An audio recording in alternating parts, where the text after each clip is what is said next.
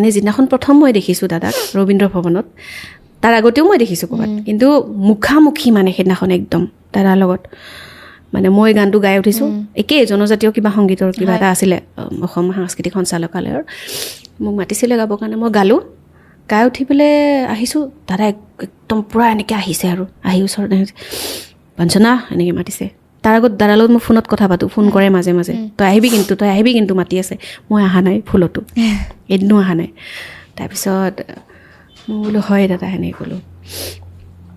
তোৰ নাম্বাৰ মই বেলেগৰ পৰা খুচৰি ল'লোঁ লাইফত প্ৰথম লৈছোঁ ছোৱালীৰ এনেকৈ নাম্বাৰ এনেকৈ কৈছে মঞ্চতো ক'লে এই কথাটো লাইফত প্ৰথম মই ছোৱালীৰ পৰা এনেকৈ খুজি পেলাই মই নাম্বাৰ লৈছোঁ তাকো পাঞ্চোনাৰ এনেকৈ কৈছে কৈ দিলে মঞ্চত এইটো কথা আহিছে আহি পেলাই মই বোলো হয় দাদা বুলি থিয় হ'লোঁ আৰু ওচৰতে তাৰপিছত তই দেখোন খতৰা গাঁও এনেকৈ কৈছে খতৰা বুলি কৈছে খতৰা তই দেখোন খতৰা গাঁও এনেকৈ কৈছে